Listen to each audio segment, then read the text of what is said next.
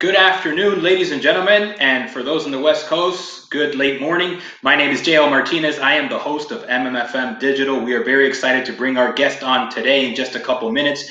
Gary Glushan, a good friend of mine from Los Angeles. He has worked at everything from the agency world to Will Smith's Overbrook Entertainment, Fundamental Films, and now running F. Gary Gray's studio, Phoenix. We're so excited to bring him on in just a couple of minutes.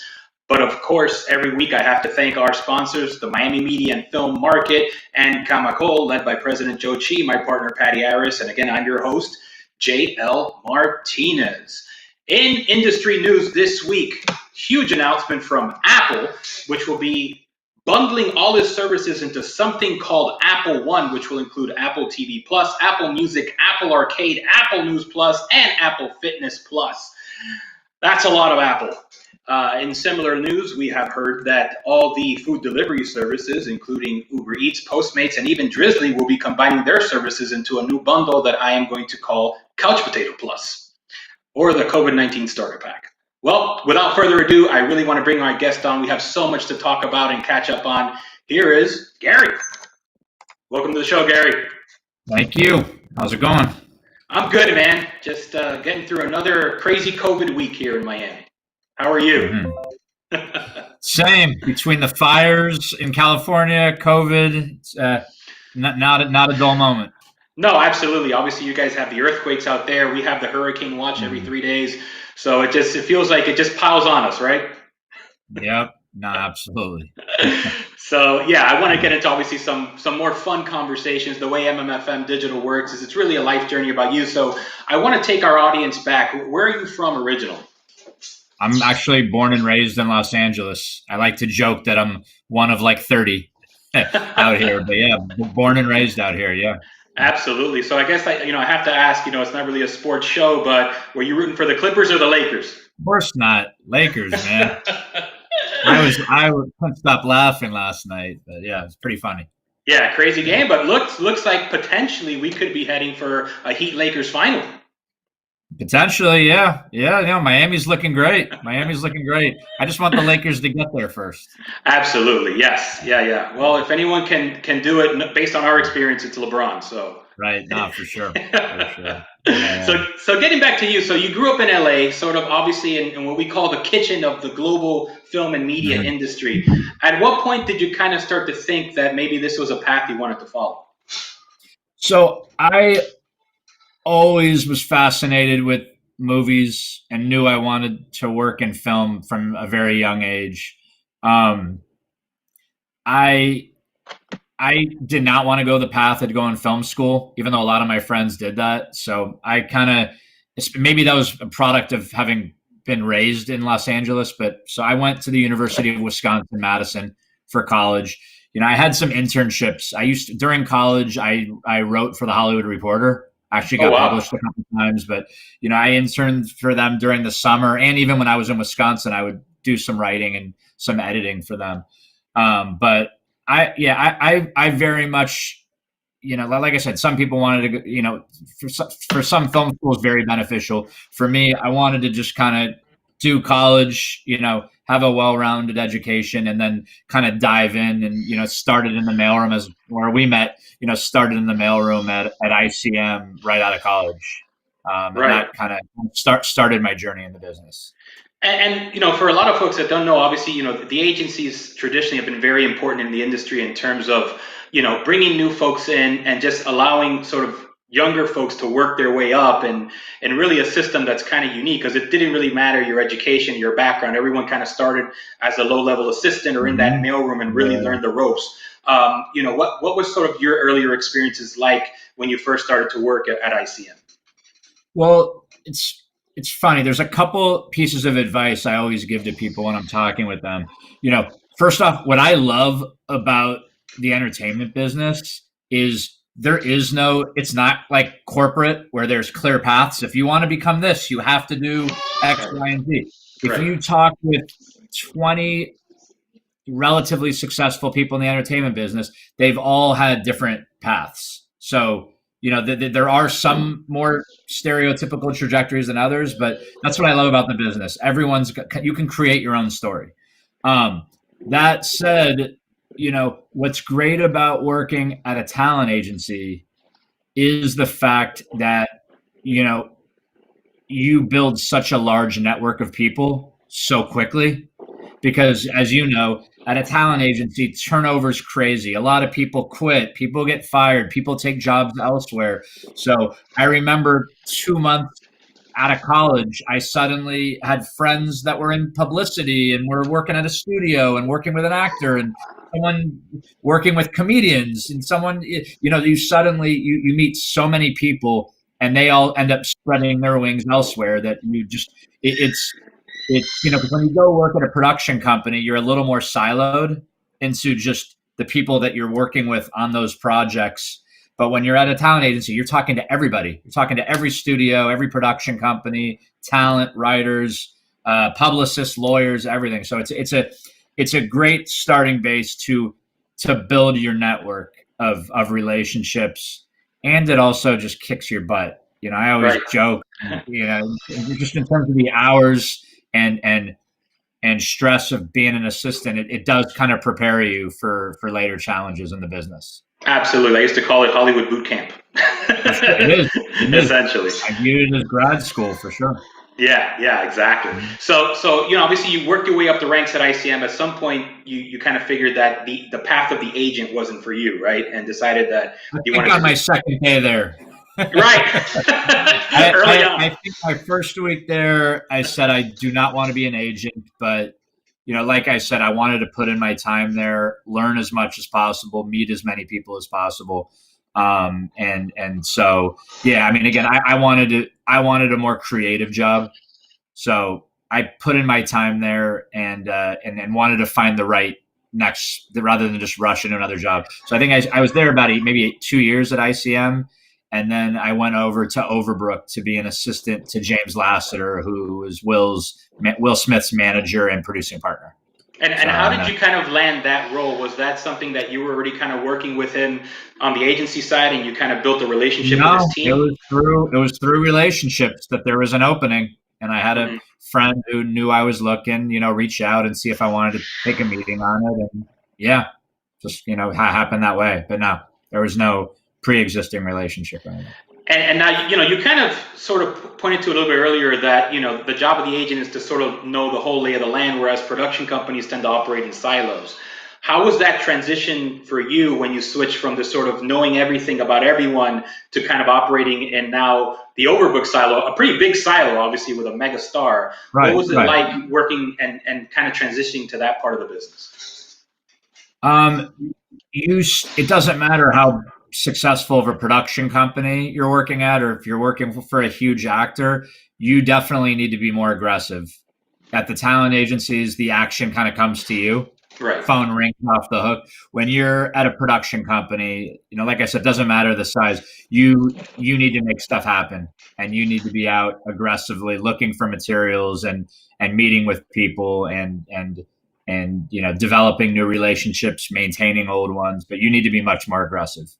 Yeah, no, absolutely. But I guess it helps from the agency world knowing where to reach out to, right? Who are the hot young Yeah, writers? Who's developing the materials? So, absolutely. did you guys have a specific mandate there, specifically what you were looking to develop and produce at the time?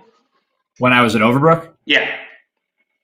uh, I mean, look, we it wasn't not really genre wise. We wanted to do stuff that we called it kind of universal relatable emotion. So we wanted to do projects that could be global and could be enjoyed by people of all ages across the world.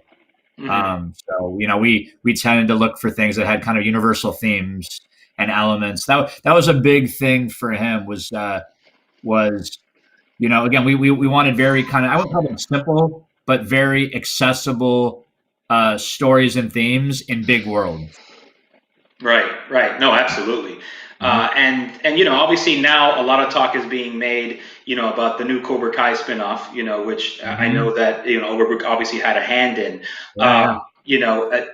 How long was something like that, in development before? And I know that that's something that you may have not been involved in by the time it got ready to go, right? Because this started off originally as a YouTube I series. wasn't. Yeah, I developed and was the executive on the Karate Kid movie that we Right. made for Sony, but I was not involved, and it was not being discussed. Cobra Kai, that is, when I was at Right. Overbrook. Right, yes, yeah, because prior to that, a lot of people, now going back and connecting the dots, Overbrook was involved in sort of, I guess, the remake of the original Karate Kid movie. That's the movie that I was an executive on, so I did Right. develop and help make that movie for them. Yeah, Absolutely. And yeah, so, yeah. you're developing now, you're producing projects, you're an executive at Overbrook, but then you also decide to move on once again, correct? And so the Mhm. next step for you was, if I'm not mistaken, Fundamental Films. Correct. So I had spent almost a decade at Overbrook. It was amazing to be, in my 20s, getting to work on all these high profile projects. Got a great relationship with everyone there. It just, around the time that because I had done the Karate Kid, I had a couple Chinese companies reach out to me as the box office and the film companies started to get created there. So a company called Fundamental Films reached out and about me opening up their U.S. office, and for me it was a cool opportunity to challenge myself, Right. and to have a more significant hand in projects and in the growth of a company. Yeah, So no, absolutely. And I'm assuming they didn't make you learn Mandarin, or did they? I still have my Rosetta Stone Mandarin in its seal, Really? unopened from No. my first week on the job. I bought Rosetta Stone and did not open it. That's awesome. Yeah, And yeah, yeah. so now, obviously you transitioned not only from the agency to sort of a major US production company, but what was it like now, kind of understanding, from a company like Fundamental, the international business and how that works? It was a huge education for me on a couple of fronts. One, it it's a whole other beast working on like the money side and dealing with foreign sales and outside of the studio system.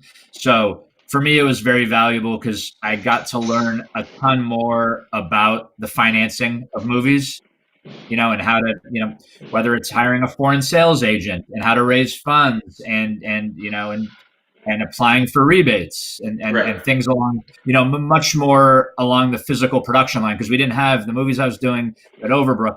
First off, they were all at studios, and all those studios have in-house physical production. So to be, at a smaller company where we didn't have that infrastructure, I had to learn a ton. I had to learn how to pay the WGA pension and health for writers, and how to process those type of things by myself. So I got to learn a lot of different aspects of the business that I had not been exposed to elsewhere. And then on top of that, obviously, you know, dealing with China, especially at that time when China was brand new onto the scene, for the film business, came with a lot of advantages and disadvantages because it was evolving and changing every single day.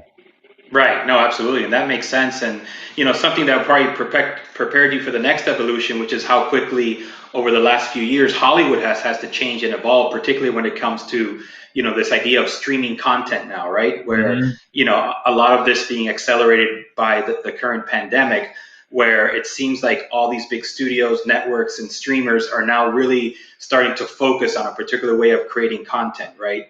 For this Mhm. sort of new age that we're entering. Right, right. And so, obviously, I want to talk a little bit first about your latest transition, but then I want to kind of circle back to just kind of get your sense of the trends and where the industry is going from here. But eventually, after a great run at Fundamental, at some point you hook up with F. Gary Gray. How did that work out? His agents had reached out to me. Look, for me, I just dating to my, extensive experience at Overbrook. And even when I was at Fundamental, I had forged talent relationships there. So, I had a development deal with Keanu Reeves where we were developing scripts together, among some other actors. So I like working with talent. It's where I think I excel the most and have kind of developed the strongest skills, being able to parcel all of their kind of scattered ideas and thoughts and goals and help organize them and accelerate them. So for me, the chance to get to work with another talent like him was an opportunity I wanted to jump at and was excited about. So yeah, that's how that went about. His agent had reached out, asked me if I wanted to sit down with him, and discuss. I'm a big fan of all of his work, so yeah, it was again an exciting challenge and opportunity for me.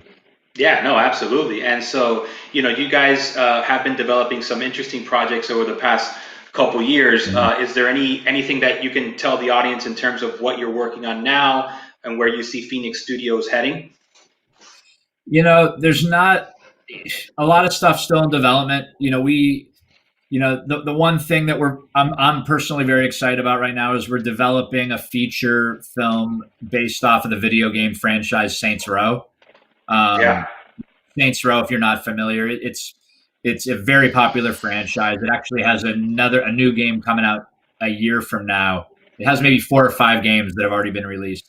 It lives in kind of the Fast and Furious Grand Theft Auto world. The feature we're developing is a little more of a heightened version right. of that, but it's something that I'm very excited about. That is bold and exciting and cinematic, and you know, we have a number of very exciting projects, but that's been something that I'm personally hoping we're getting closer to production.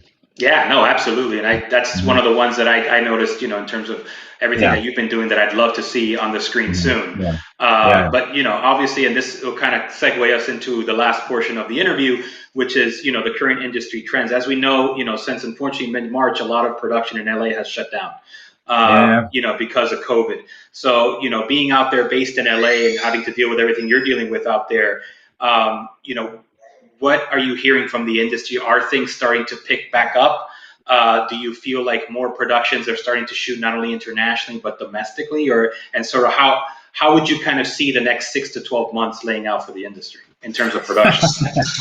Yeah, that's a loaded question. I don't know how the next 6 days are going to go. That's actually a great answer. I feel I the same mean, way. look, I, I mean, there's obviously the whole COVID and world situation going on right now that is highly unpredictable. There are projects back in production. There are a lot of challenges, in terms of safety protocols and insurance and testing that is prohibiting and hurting some movies and shows from coming back in. Because I do think there's also some actors, directors, and other people that are just not comfortable going back either. Right. But that said, there have been some bigger, productions that have gone, but I wouldn't even want to start, guessing. I'm optimistic that hopefully, protocols will be able to be put in place to create safe environments and hope and to get productions back to work. But I, Right.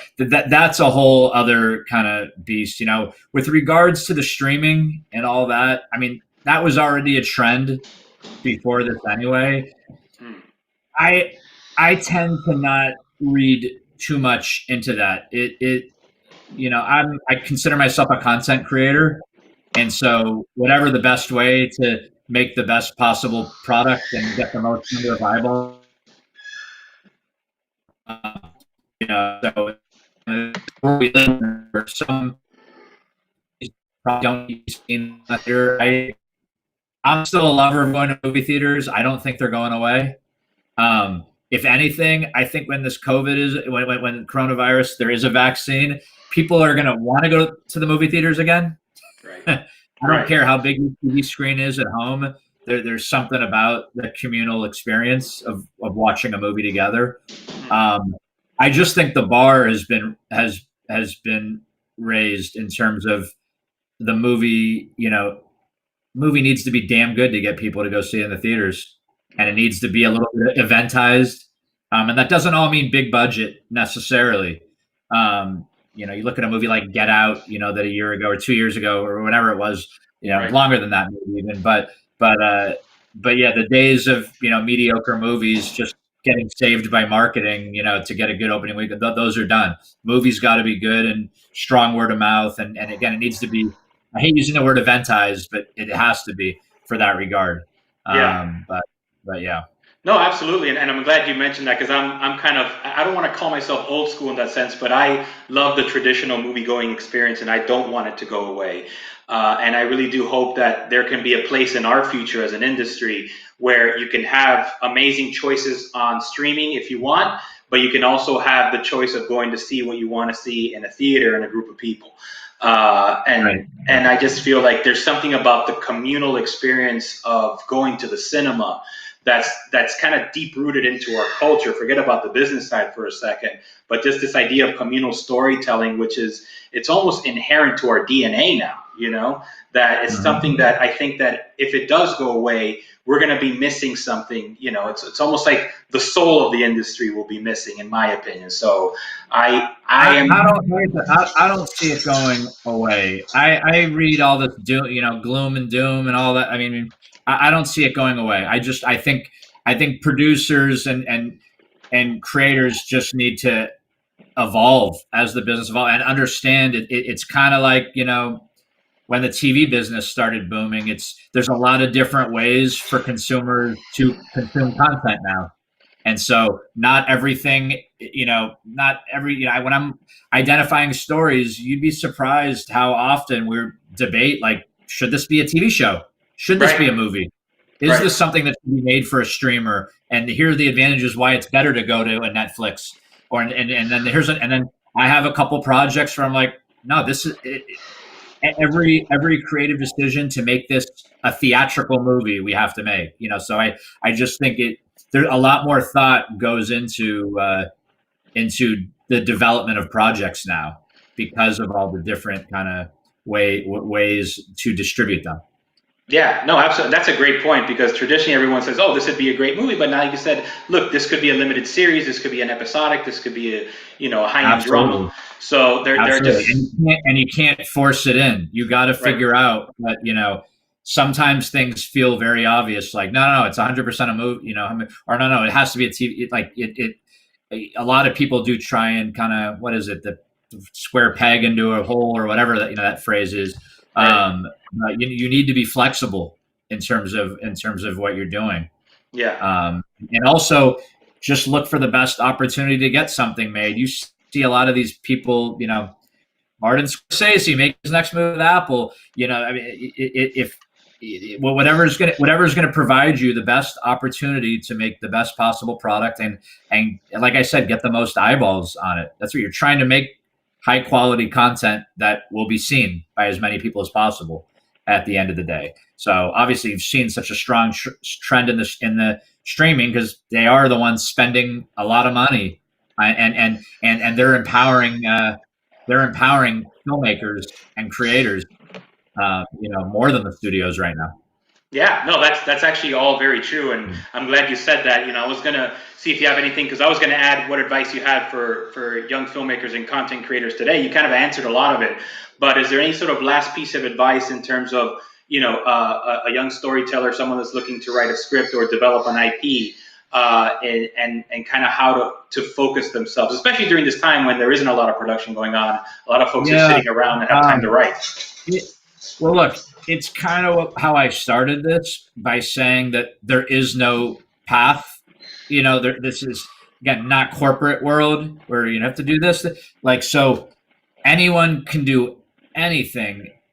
Especially with YouTube and everything online now, anyone can go make a short with their iPhone right now and get noticed. If you guys, whoever's watching, if you watch or read a Hollywood Reporter or Deadline or Variety, there's not a week that goes by that there's not some new voice discovered from a short video they posted online or and writers are signed by managers or agents off of screenwriting contests all the time. So there's nothing to prevent people from if you're a writer, freaking write. If you want to be if you're an aspiring filmmaker, go shoot something. Hmm. And you know yeah, I mean again, that might sound a little cliche or cheesy, but that has the attitude. You can kind of make your own destiny. Don't wait on stuff to happen, and don't think that because either you don't live here or you don't have necessarily the same opportunities or access. There's success stories all the time. Right. With that regard. Absolutely. And now with technology the way it is now and Zoom meetings and executives being willing to do these sort of virtual meetings, you don't have to be a Cannes anymore to be part of the Cannes film market. No. The world has gotten much smaller. Absolutely. So Yeah. very well For said. sure. As I like to say, there's no one way to greatness. Greatness is the way. And Gary, Sure. I gotta say, my friend, you have been great. You are great, and we're looking forward to great things from you, my friend. Well, I appreciate you having me. It's good to see you as always, man. Yeah, man. I'm gonna put you on standby for one more second, and I'll be right back just to sign off to the troops. 1 second. Okay. All right, ladies and gentlemen, the one and only Gary Bouchon, good friend, colleague, very talented film producer and executive out in LA, doing some amazing work. We wish him and Phoenix Studios all the best as they traverse the brave new world of content creation. As always, I'm JL Martinez, your host, and as I always say, until the next time, happy streaming.